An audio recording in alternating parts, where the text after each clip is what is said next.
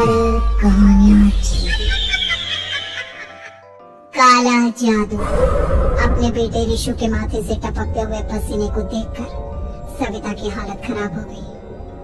ऐसा आज पहली बार नहीं हुआ जब ऋषु नींद से घबरा कर जागा है।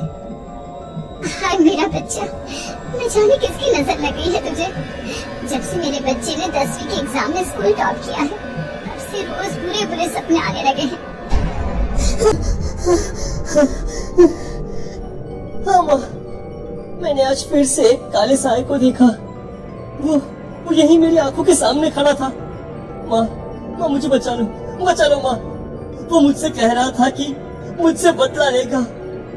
माँ कहीं ये प्रशांत। चुप कर, कैसी बात कर रहा है? दोबारा उसका नाम मत लेना। तुझे पता है ना, उस प्रशांत ने आत्महत्या कर ली, तो बार बार उसका नाम मत लिया कर। मम्मी, क्या सच में प्रशांत ने आत्महत्या की थी? चुप कर, बहुत सवाल पूछता है आजकल। और फिर रात के वक्त सविता के पूरे घर में एक अजीब सा काला धुआं छाने लगा। गहरी नींद में सोई सविता की जैसे ही आंख खुली, उसका दम घुटने लगा। वो दौड़कर ऋषु के रूम की तरफ गई, जहाँ उसके दरवाजे पर घूमती एक काली परछाई देख वो बुरी तरह से घबरा गई। कौन है वहाँ? कौन है? सामने आओ।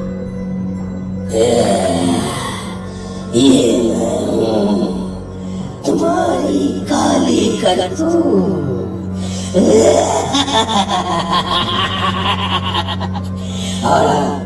अब मैं तुम्हारे बेटे को ले जाने आया हूँ।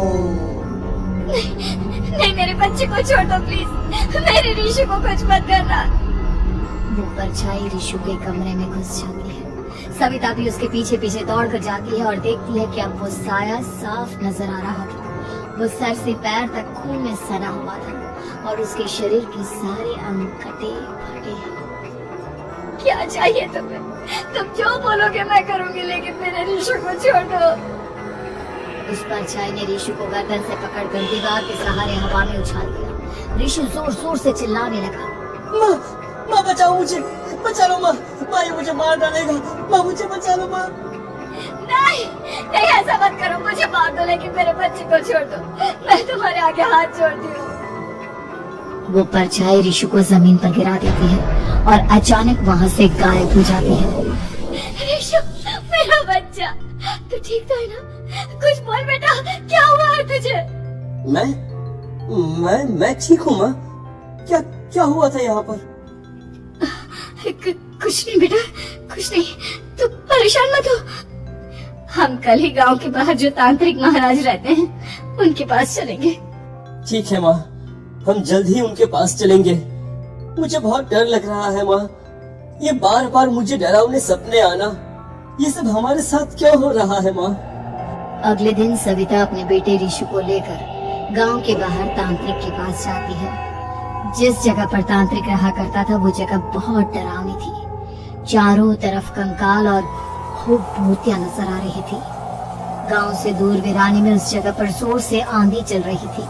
ऋषु ने डर कर अपनी माँ का हाथ पकड़ लिया। माँ मुझे बहुत डर लग रहा है। ये कैसी जगह है?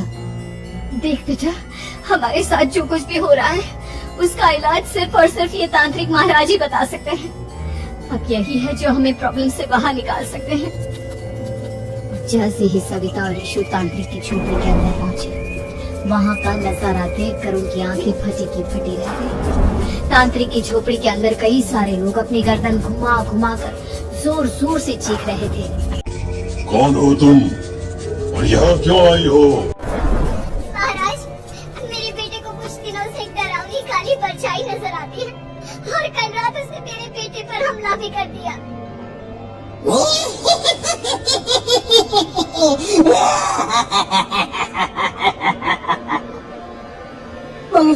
मम्मी हमें यहाँ से चलना चाहिए। ये जगह मुझे ठीक नहीं लगती। नहीं बेटा, ऐसा नहीं कहते। रुक जाओ, 2 मिनट के लिए रुक जाओ। क्या कहा? काली परछाई? तुम्हारे बेटे पर किसी काली परछाई ने हमला किया? हाँ महाराज, वो कह रही थी कि वो मेरे बेटे को कुछ कर देगी। कोई उपाय बताइए महाराज, मेरे बेटे के साथ कुछ गलत नहीं होना चाहिए। तुमने किसी दूसरे के साथ गलत किया है तो तुम्हारे साथ भी गलत होकर ही रहेगा। तुमने किसी की जान ली है, किसी को मार डाला है तुमने। नहीं महाराज, मैंने ऐसा कुछ नहीं किया। मैंने किसी की जान नहीं ली। मुझे कोई उपाय बताइए। लगता है तुम इतनी आसानी से नहीं मानोगी। मैं तुम्हें अभी उस काली परछाई से मिलवा देता हूँ और वही सारा सच तुम्हारे सामने लेकर आएगा। सविता और ऋषु ने डर के मारे अपनी आंखें बंद कर ली। तभी अचानक तांत्रिक की झोपड़ी में अजीब व गरीब आवाज से गूंजने लगी। सविता और ऋषु बुरी तरह से कांप रही थी। आंखें खोलो और अपने सामने देखो। क्या यही है वो जिससे तुम कल रात को मिली थी? बताओ मुझे। हाँ, इसने कल रात मेरे बेटे के ऊपर हमला किया था। ये उसी लड़के की भटकती हुई आत्मा है जिसे कुछ दिन पहले तुमने मार डाला था। मम्मी ये महाराज क्या कह रहे हैं? क्या सच में आपने किसी की जान ली है, किसी को मार डाला है? अगर हाँ तो बताइए ना मम्मी, किसको मारा है आपने?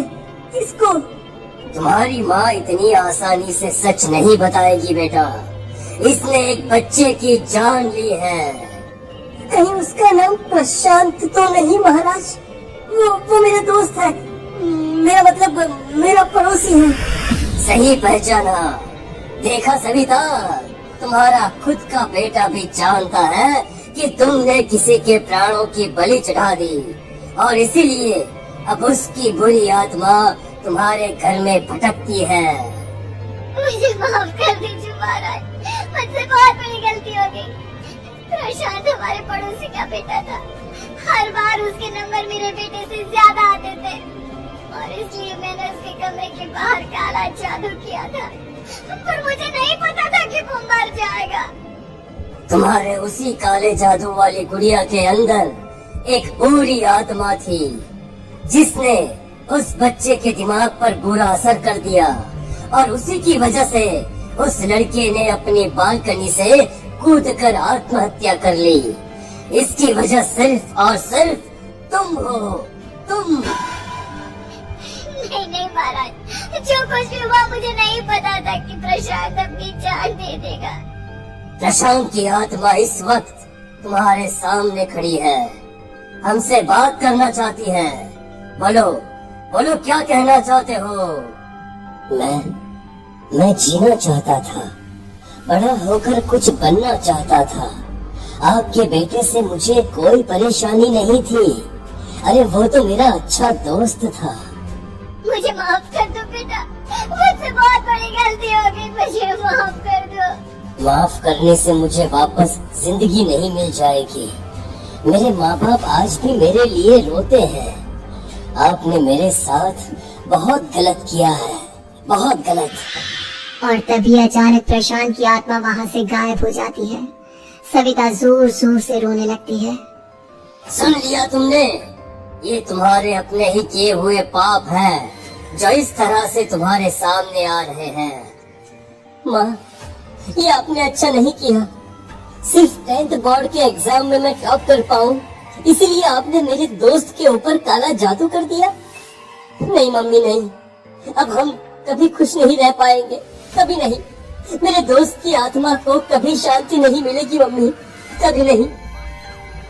लेकिन मैंने जो कुछ भी किया सिर्फ तुम्हारे लिए किया। वो लड़का हमेशा फर्स्ट पोजीशन पर आ जाता था और इस वजह से हमेशा तुम्हारे मार्क्स कम पड़ते थे। मैंने तो सिर्फ उस पर एक छोटा सा काला जादू किया था बेटा। मुझे क्या पता था कि उसका ये नतीजा निकलेगा। जिस बुढ़िया को तुमने उस लड़के के कमरे के दरवाजे पर लगाया था, दरअसल उसके अंदर एक बुरी आत्मा का प्रवेश हो गया था, जैसा कि अक्सर काला जादू करते समय हो जाता है। मुझे अपनी गलती का एहसास हो गया है। मैं प्रायश्चित करना चाहती हूँ, आप बताइए मैं क्या करूँ? प्रशांत के घर जाकर उस काली गुड़िया को वहाँ से निकाल कर यहाँ लेकर आओ। मैं उसे आग में जलाकर राख कर दूंगा और उसके बाद प्रशांत की आत्मा को हमेशा के लिए मुक्ति मिल जाएगी। अगली रात सविता चुपचाप अपने पड़ोसी प्रशांत के घर जाती है। प्रशांत के माँ बाप प्रशांत की मौत के बाद उस घर को छोड़कर हमेशा के लिए वहां से चले गए थे। जैसे ही सविता उस घर के अंदर कदम रखती है, उसका सामना अजीबोगरीब हैवानियत से भरी आवाजों से होने लगता है। ऐसा लग रहा था जैसे कोई बुरी तरह से चीख रहा। सविता जैसे ही प्रशांत के कमरे के बाहर पहुंचती है, वहां पर लटकी हुई गुड़िया के शरीर से खून टपकने लगता है। ये क्या हो रहा है? इस गुड़िया के शरीर से खून क्यों टपक रहा है? सविता हिम्मत करते हुए उस गुड़िया को वहां से उतारने की कोशिश करती है, लेकिन तभी अचानक से बहुत भयानक दिखने वाली औरत उसकी आंखों के सामने आकर खड़ी हो जाती है। मैं यहाँ से कहीं नहीं जाऊंगी, और अगर तूने मुझे यहाँ से हटाने की कोशिश की तो मार डालूंगी मैं तुझे। नहीं नहीं, मुझे तुम्हें यहाँ से ले जाना ही होगा, नहीं तो मेरा बेटा, उसकी जान को खतरा है।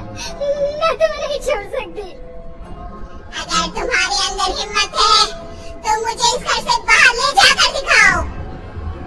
और ऐसा कहकर वो औरत सविता के ऊपर हमला कर देती है और उसे हवा में उछाल उछाल कर जमीन पर पटकती है। लेकिन तभी अचानक मौका देखकर सविता अपने हाथ में ली हुई सुई उसके हाथ में चुभो देती है। हाथ में सुई लगते ही वो औरत जमीन पर तड़पने लगती है। ये क्या किया तूने? ये क्या कर दिया? तुझे ऐसा नहीं करना चाहिए था। तांत्रिक ने मुझे कहा था कि तुझसे जीतने का सिर्फ यही एक तरीका है जिससे मैं अपने पापों का प्रायश्चित कर सकती हूँ और अपने बेटे की जान बचा सकती हूँ। और उसके बाद वो डरावनी दिखने वाली औरत एक छोटी सी जादुई गुड़िया में तब्दील हो गई और सविता ने उसे ले जाकर तांत्रिक को दे दिया। तांत्रिक ने जादुई गुड़िया को आग के हवाले ऐसे ही नए नए वीडियो देखने के लिए सब्सक्राइब कीजिए। कुलदीप कार्टून को बेल आइकॉन दबाना न भूले। Thank you for watching.